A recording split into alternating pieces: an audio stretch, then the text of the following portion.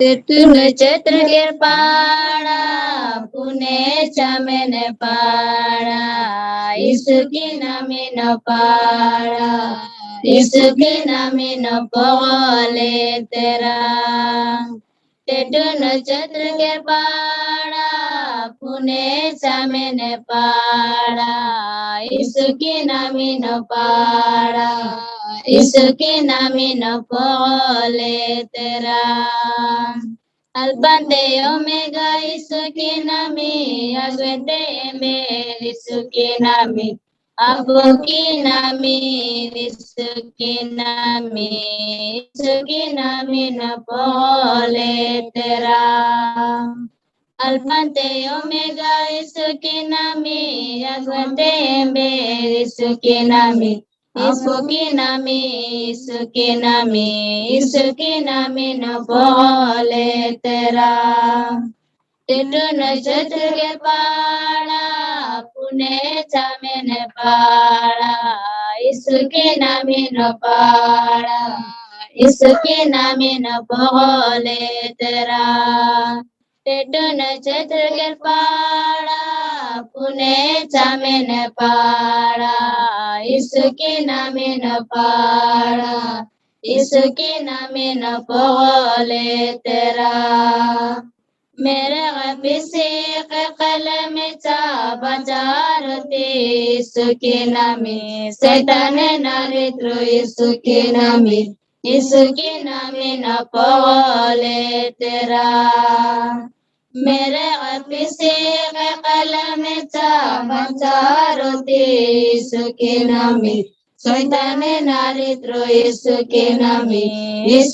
नामे न पगले तेरा hallelujah hallelujah hallelujah hallelujah hallelujah hallelujah hosanna hosanna hosanna hosanna hosanna hosanna ना छोड़ दे यीशु की तोड़ ना छोड़ दे मासी की तोड़ ना छोड़ दे यीशु की तोड़ ना छोड़ दे मासी की तोड़ पास रख दे संगे रख दे ना छोड़ दे तो यीशु के पास रख दे संगे रख दे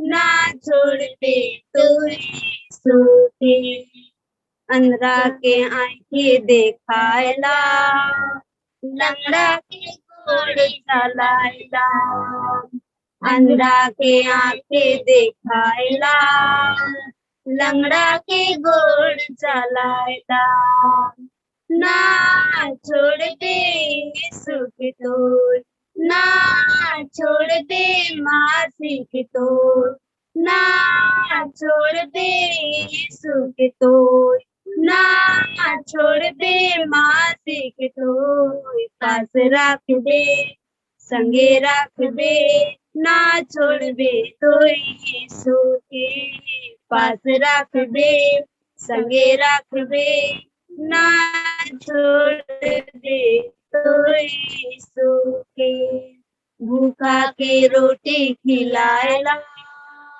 प्यासा की पानी पियाएला भूखा के रोटी खिलाएला प्यासा की पानी पियाएला ना छोड़ दे यीशु की तोड़ ना छोड़ दे मासी की तोड़ ना छोड़ दे यीशु की तोड़ ना छोड़ दे मासी की तोड़ पास रख दे संगे रख दे ना छोड़ दे तो यीशु के पास रख दे संगे रख दे ना छोड़ दे तो यीशु के थैंक यू तेरा परमेश्वर को तुम्हारा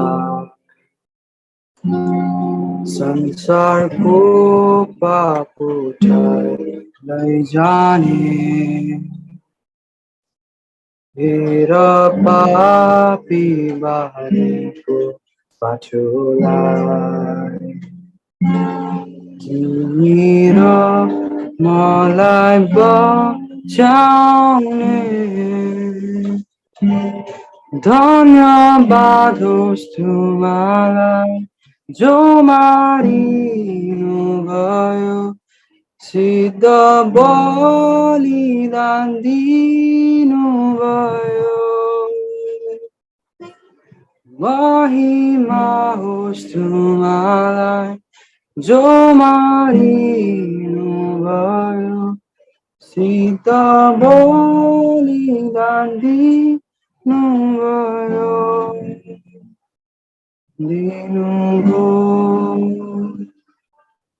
हेर क्रुसमाथि यीशुलाई खोला सरग बहेको हेर तिम्रो रबी प्रभुलाई तिम्रो ठाउँले लिएको परमेश्वरको न्यायलाई पूर्ण सन्तुष्ट पारी हाम्रो दोषहरू मेटाउनुभयो दण्ड अब छैन पुनर्मिलाप सम्भव हो अब पापको शासन सिद्धियो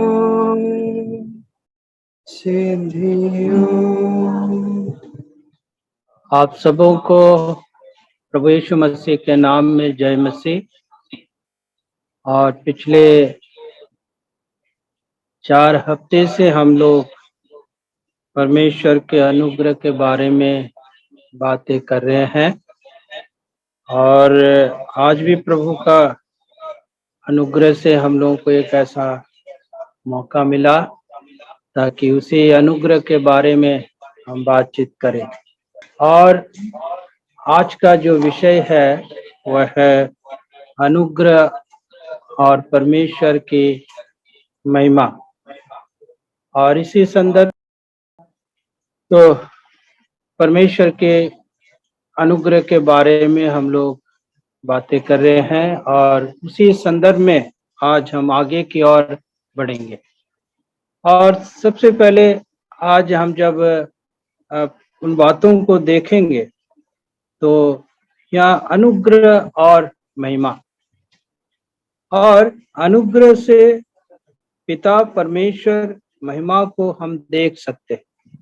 यानी आज हम ऐसे बात के ऊपर में विचार करेंगे, वो ये है कि अनुग्रह के जरिए हम उस विश्वास को प्राप्त किए और वो विश्वास हमें उस अनुग्रह का उस महत्व को बताते हैं। और वो अनुग्रह क्या है? उस परमेश्वर की उस महिमा के कार्यों को, महिमा की सामर्थ को और भी अच्छे रीति से उन्हें हमें समझाते हैं। जिस तरह से पिछले सप्ताह हमने ये विचार कर रहा था कि अनुग्रह पर ध्यान करें, और उनमें कुछ कुछ बातों को हम लोग देख रहे थे कि किस किस नामों से परमेश्वर ने हम लोगों को पुकारा और उस नाम का कितने बड़े अर्थ और कितने महत्वपूर्ण बातें उसमें छिपे हुए।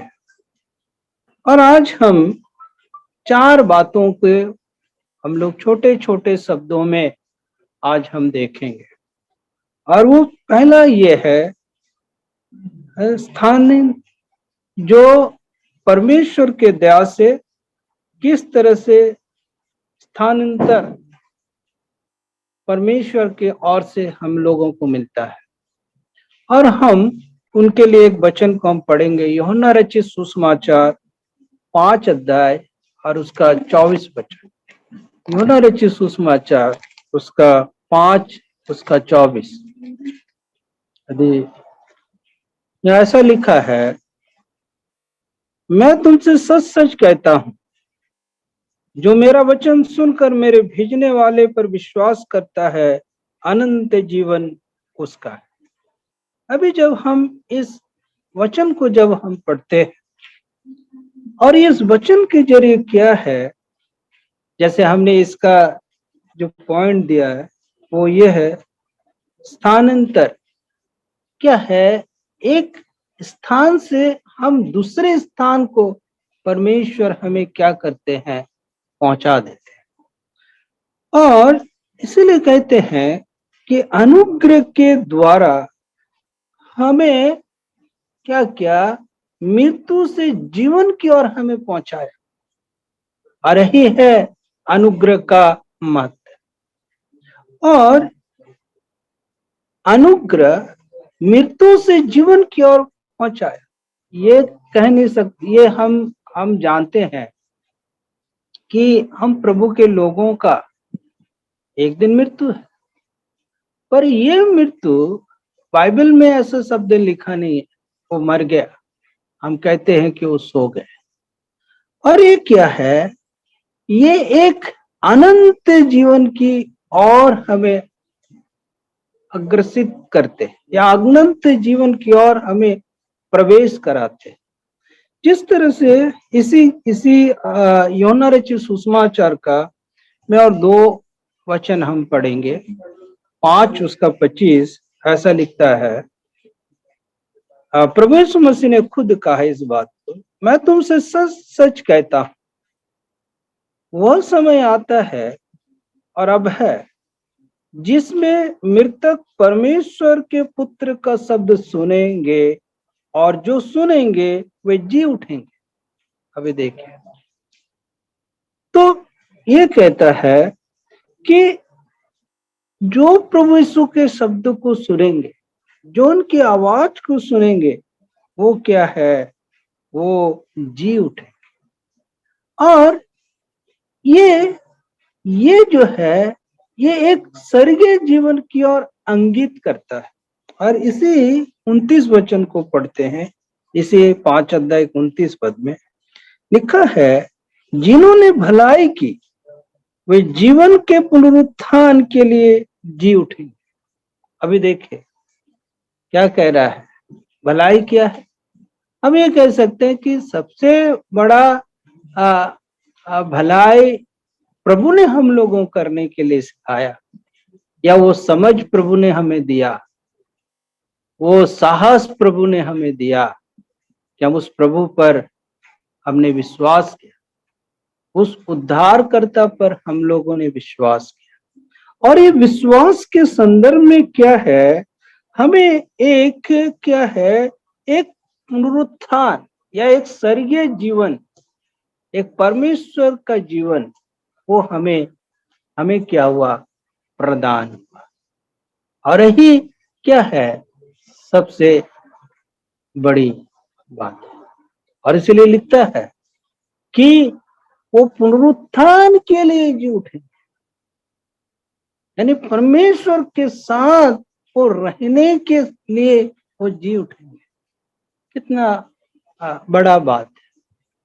आज इसी जीवन को लोग पाने के लिए गैर मसीह लोग या परमेश्वर विहीन लोग कितने मेहनत, कितने सारे परिश्रम लोग करते हैं, दान करते हैं, दान दक्षिणा करते हैं, उपवास रहते हैं, तीर्थ यात्रा करते हैं, क्या क्या ना करते हैं।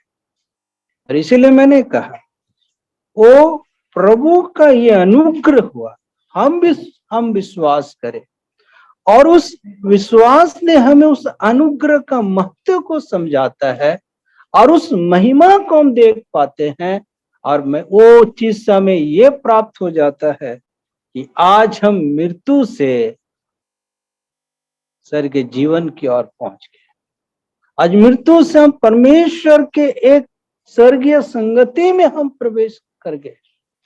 और कहता है हम पुनरुत्थान के लिए परमेश्वर के साथ साथ हमेशा की जिंदगी के लिए एक साथ हम समय को व्यतीत करें। इसलिए कहता है कि स्थान, एक स्थान से दूसरे स्थान, मृत्यु से पार होकर जीवन की ओर प्रवेश करना। कितना अच्छी बात है। दूसरी बात हम देखेंगे, मेरे साथ निकालिए दूसरा कुरिन्थी का किताब, उसका 3 अध्याय 18 वचन। दूसरा कुरिन्थी 3 और उसका 18, यहाँ लिखा है, परंतु जब हम सब के सब उघाड़े चेहरे से प्रभु का प्रताप इस प्रकार प्रकट होता है, जिस प्रकार दर्पण में जो प्रभु के द्वारा आत्मा में हम उस तेजस्वी रूप में अंश अंश करके बदलते जाते हैं। कितना अच्छी बात है। अभी जब हम कुरिन्थी की किताब को जब हम पढ़ते हैं, और कुरिन्थी की किताब इस बात को कहता है, एक ये जो रूपांतरित की बातों को कहता है, और ये रूपांतरित जो है हम किसके जीवन में हम देखते हैं, वो प्रभु यीशु मसीह के जीवन में देखते हैं। आप जब इस बात को आप अच्छी रीति से समझे, ये मूसा के साथ इस शब्द को लिया गया या मूसा के जीवन से इस बात को तुलना किया गया। इसीलिए जब 13 वचन को जब आप पढ़ेंगे, इसी का 3 अध्याय का 13, और मूसा के समान नहीं जिसने अपने मुंह पर पर्दा डाला था ताकि इस्राएल उस घटना वाले तेज के अंत को ना देख सके। पर हम जानते हैं कि मूसा परमेश्वर के साथ 40 दिन उसने समय को बिताया। जब वो पर्वत से जब नीचे उतर के आए, उसके मुंह से एक रोशनी निकल आ रहे थे, और मूसा को इस बात का पता नहीं था। मूसा को इस बात के पता नहीं, बाद में इस बात को पता चला। और ये बातें क्या है कि जब आज हम प्रभु के लोग हैं, प्रभु के जन हैं, तो अब देखिए प्रभु के जन और प्रभु के लोग जब हम हैं, तो ये बात क्या हम 17 वचन में पढ़ते हैं, प्रभु तो आत्मा है, और जहां कहीं प्रभु का आत्मा है वहां स्वतंत्रता है, स्वतंत्रता है। ये जो है प्रभु में जो एक रूपांतरित, या प्रभु के बारे में जब हम यीशु मसीह के बारे में जब हम पढ़ते हैं, मत्ती का सुसमाचार 17 अध्याय और उसका 2 और 3 पद में, जब प्रभु यीशु मसीह अपने शिष्य के साथ गए रूपांतर पर्वत पर, क्या है, प्रभु यीशु मसीह वहां रूपांतरित हुआ, एक महिमा का रूप की तरह। पतरस ने उनको देखे और पतरस ने भी कुछ बातें कहा, पर हम उन बात पर विचार नहीं करते, पर ये कहते हैं कि एक स्वर्गीय स्वभाव, एक स्वर्गीय वेशभूषा का जो रूपांतरित है, वो प्रभु यीशु मसीह का शिष्य वो देख सकते। और हम कह सकते हैं एक प्रभु यीशु मसीह को उन्होंने उसकी महिमा को बड़े नजदीक से वो देख सके। और आज हम प्रभु के लोग हैं, हम प्रभु के जन हैं। एक दिन क्या है, हम भी क्या है, उस रूपांतरित में या उसके समान, उनके जैसे हम उनके साथ हम हमेशा के लिए होने वाले हैं। और ये शरीर क्या है, एक स्वर्गीय देह, स्वर्गीय स्वभाव। और ये बातें हम सिर्फ पवित्र शास्त्र बाइबल में और परमेश्वर के पुत्र प्रभु यीशु मसीह के साथ जुड़े होने वाले जो विश्वासी गण है, प्रभु के लोग हैं, उसे ही ये इन बातों को परमेश्वर क्या है, इनकी खुलासा हम लोगों के लिए करते हैं। और ये जो बातें हैं, ये परमेश्वर की महिमा के साथ परमेश्वर के प्रताप के साथ जुड़ा हुआ एक जीवन है। इसमें एक और बात हम कह सकते हैं, प्रभु यीशु मसीह उनके साथ था, पतरस के साथ था, और पतरस ने इस घटना को देखा।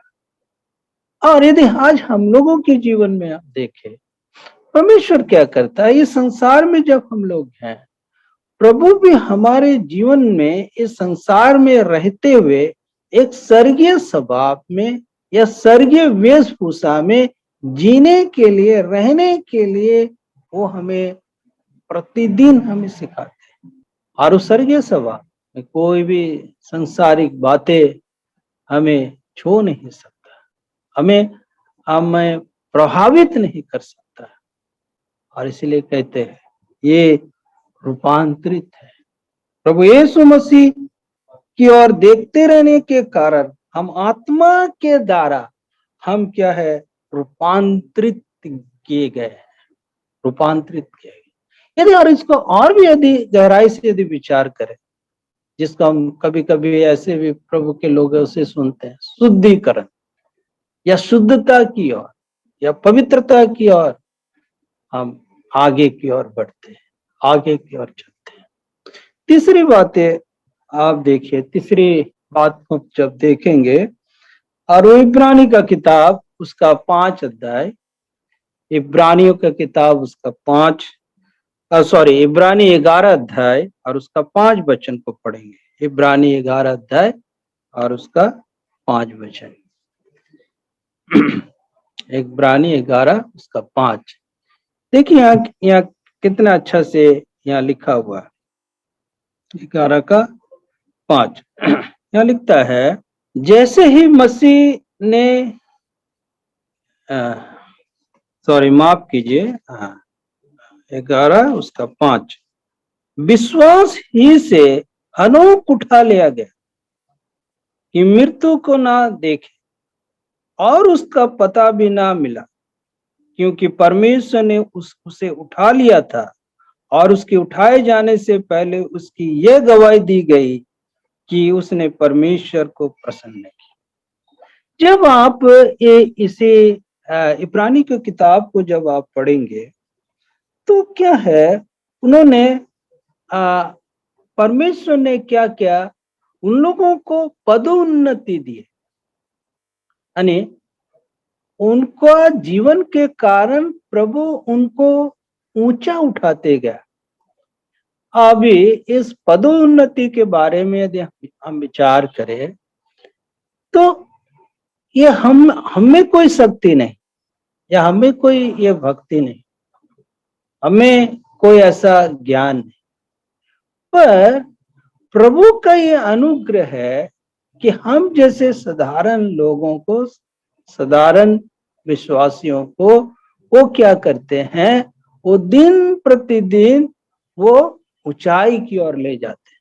जब आप इस किताब को जब आप पढ़ेंगे, जैसे कैन के बारे हम पढ़ते हैं, कैन ने इतना बहुत बड़ा काम तो उसने नहीं किया, पर कैन और हाबिल ने प्रभु के लिए बलिदान चढ़ाया, कैन ने बलिदान चढ़ाया, परंतु कैन के बलिदान से परमेश्वर प्रसन्न, और उसके कैन के बलिदान से प्रसन्न होने के कारण आज इब्रानी की किताब में हम ये पढ़ते हैं कि उसके धर्मी होने की गवाही भी दी गई, क्योंकि परमेश्वर ने उसकी भेंट की विषय में गवाही दी और उसी के द्वारा मरने पर भी अब तक बातें करता है। एक छोटा सा कार्य परमेश्वर को क्या किया, कैन ने प्रसन्न किया। और हम पढ़ते हैं, हनोक के बारे में पढ़ते हैं, हम अब्राहम के बारे में पढ़ते हैं, और हम मूसा के बारे में पढ़ते हैं। हम उसके बाद इसी किताब के अंत में जब हम पढ़ते हैं, पौलुस कहता कि हमारे समय की कम होने के कारण मैंने गिदोन हो, सीमोन हो, उन लोगों के बातें, दाऊद के बातों को हम कह नहीं पा रहे, पर ये जो भक्त लोगों थे, प्रभु के जन थे, इन्होंने क्या किया, इन्होंने इनका विश्वास के जीवन के से परमेश्वर को क्या किया, प्रसन्न किया। और परमेश्वर को जब प्रसन्न किया तो परमेश्वर का अनुग्रह का धन हमें हमें आगे बढ़ाया। या हम कह सकते हैं हमारे जीवन में प्रभु ने अनुग्रह किया। अब्राहम के जीवन में देखिए, बुढ़ापे के समय परमेश्वर ने उनको संतान दिया। मूसा के जीवन में देखिए, मूसा ने क्या बोला, प्रभु हम बोलने में बद्धा है, हम तो बोलने में तोतला, हम बोल नहीं सकते हैं, पर परमेश्वर ने उन्हीं को इस्तेमाल भी किया। और हम पढ़ते हैं कि इसी तरह से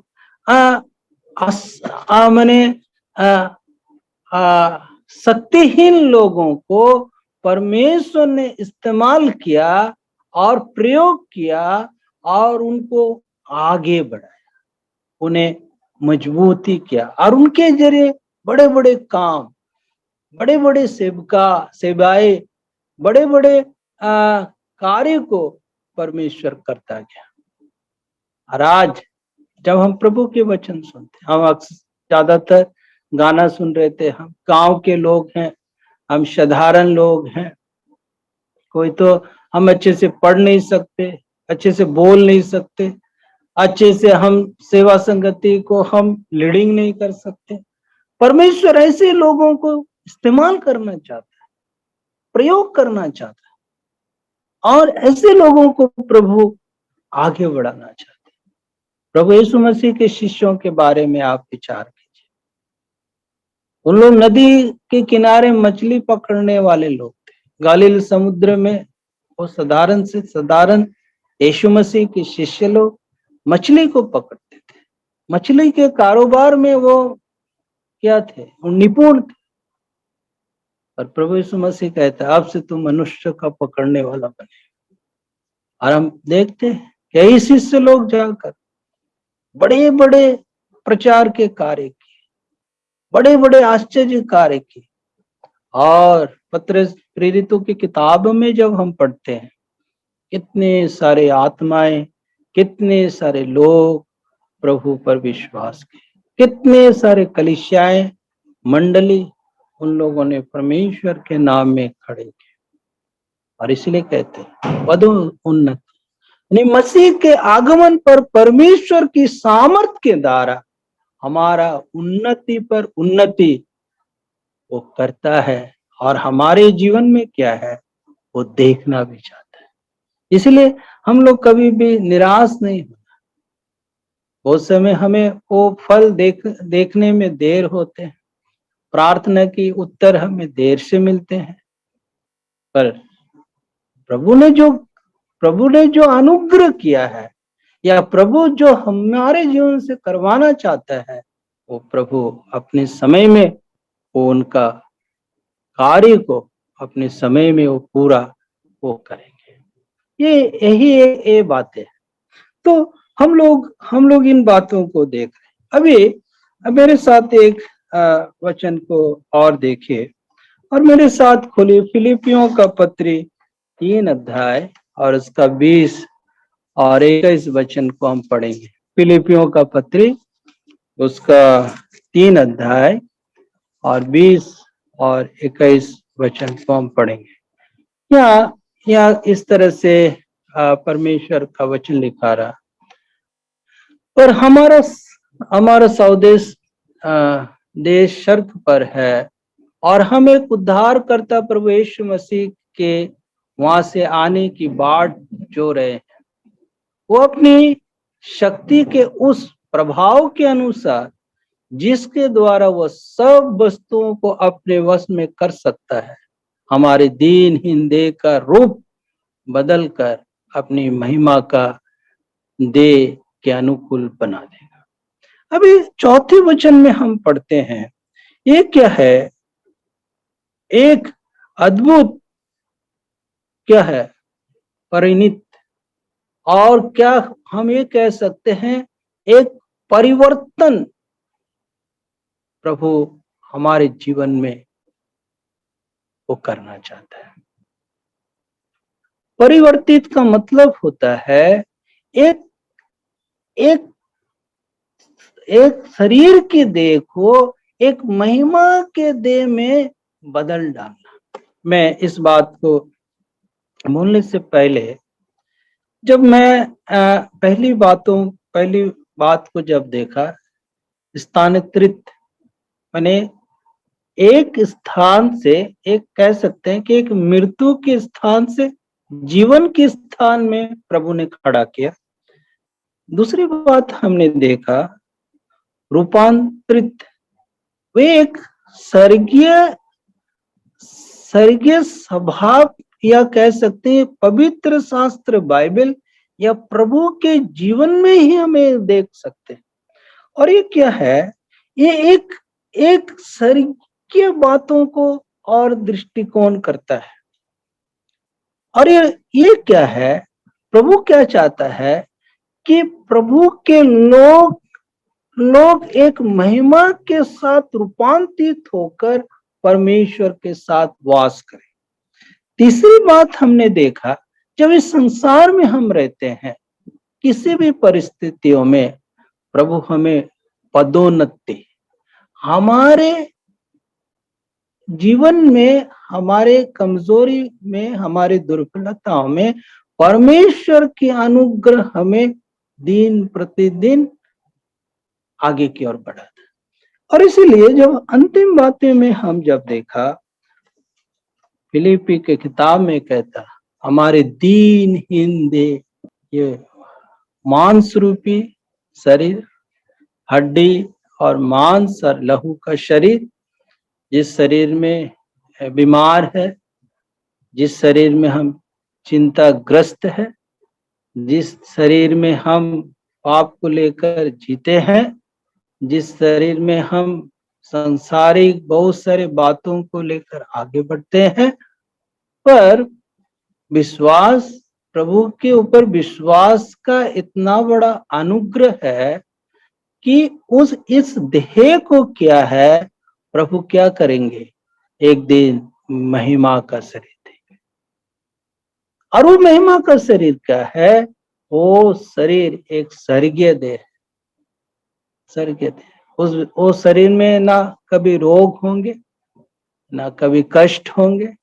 हम एक वचन पढ़ेंगे, यहाँ मैंने उसको लिखा नहीं, पर प्रकाशित वाक्य में हम उसे देखते हैं। प्रकाशित वाक्य उसका 11 अध्याय, मेरे ख्याल में प्रकाशित वाक्य, एक सेकंड में बता रहा हूँ। प्रकाश वाक्य में ऐसा लिखा हुआ है, ना तो रोग होंगे, ना उनकी आंखों के आंसू को पोंछ दिया जाएगा। मैं वो पद, मुझे परमेश्वर अपने लोगों के आंखों के आंसू को पोंछ डालेंगे, ऐसा एक शब्द लिखा हुआ है। मुझे यदि किसी को याद है तो आप, हाँ, ये देखिए प्रकाशित वाक्य उसका 21 अध्याय और उसका 4 वचन, वह उनकी आंखों से सब आंसू पोंछ डालेगा और उसके बाद मृत्यु ना रहेगी और न शोक, न विलाप, न पीड़ा रहेगी, पहली बातें जाती रही। अभी देखिए, इस दिनहीन देह को बदलकर एक महिमा का देह प्रभु हमें और आपको देने वाला है। और ये क्या है, ये एक स्वर्गीय देह है, एक महिमा का देह है। और इस महिमा के देह के बारे में प्रकाशित वाक्य इस बात को कहता है, क्या है, वो आंखों के आंसू और उसके बाद न मृत्यु, न शोक, न विलाप, न पीड़ा, पहली बातें जाती। और यही बातें मैं कहना चाहता हूँ। आज इस देह में कितने सारी समस्या है, कितने सारे परेशानियां हैं, और प्रभु क्या करेंगे, अपने उस अनुग्रह के जरिए, जिस अनुग्रह के बुलाहट में हमें बुलाया, उसी अनुग्रह का धन से, या कहेंगे उस अनुग्रह की सामर्थ्य से एक महिमा का रूप हमें देंगे। आज इस महिमा का देह या उस शरीर को प्राप्त करने के लिए दूसरे वर्ग के लोग कितने कुछ मेहनत करते, कितना तपस्या, कितने सारी मेहनत करते हैं। और हम बाइबल में क्या पढ़ते हैं? हमारा विश्वास उस अनुग्रह से हमें अनंत जीवन, वो अनंत जीवन हमें क्या है? एक स्वर्गीय जीवन, एक महिमा का जीवन हमें देने वाला है। मैंने 4 बातों को छोटे छोटे शब्दों में क्या कर रहे थे, हम लोग विचार कर रहे थे। और सच में ऐसे अंत करने से पहले क्या है, प्रभु हमें मृत्यु से जीवन की ओर लेकर गया। हमें प्रभु ने एक ऐसा रूपांतरित स्वभाव के साथ, एक महिमा के जीवन के साथ प्रभु इस संसार में भी जीने के लिए वो हमें सिखाता है। दूसरी बात है, हम जैसे दुर्बल कमजोर मनुष्यों को क्या उसके अनुग्रह से क्या है, हमारे जीवन को दिन प्रतिदिन उस आत्मिक की उन्नति की ओर हमें आगे बढ़ाता है। और अंत में हम क्या देखते हैं? फिलिपी अपनी पत्री में कहता है, ऐसे जीवन को क्या है, प्रभु एक स्वर्गीय जीवन, महिमा का जीवन देने वाला। और हम उस जीवन को लेकर क्या है, उस महिमा के साथ जीवन को लेकर क्या, हम परमेश्वर के पुत्र प्रभु के साथ जो पिता के दाहिने हाथ में विराजमान है, हम उनके साथ सदा लो राज करने वाले। और वो कितना अच्छा दिन है। और इसीलिए आज हम प्रभु के लोग क्या है, हम उनके आगमन की बाट छोड़े, कलीसिया होकर उसके बाट छोड़े। प्रभु ये छोटे से वचन से परमेश्वर के पुत्र के जरिए उस अनुग्रह को समझने के लिए परमेश्वर की आत्मा हम सबों को सहायता करे। परमेश्वर के नाम की महिमा हो। धन्यवाद।